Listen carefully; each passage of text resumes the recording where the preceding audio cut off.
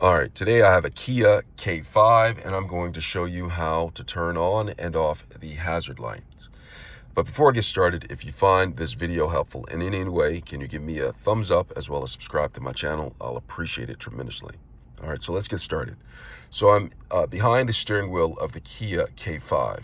And in order to turn on the hazard lights, they're also called the flasher lights, flashers, hazards.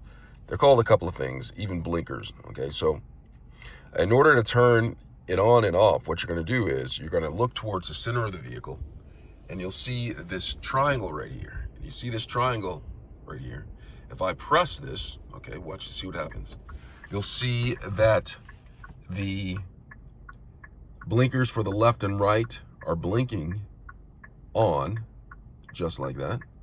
And in order to turn them off, what I'll do is I'll come back over here and I'll press this and it will turn it off. And so like you see the two blinkers, the indicator lights are off.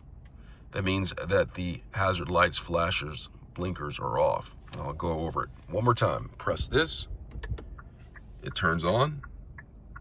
Come back over here, press this again, and it is off. That is how you turn on and off the hazard lights on a Kia K5.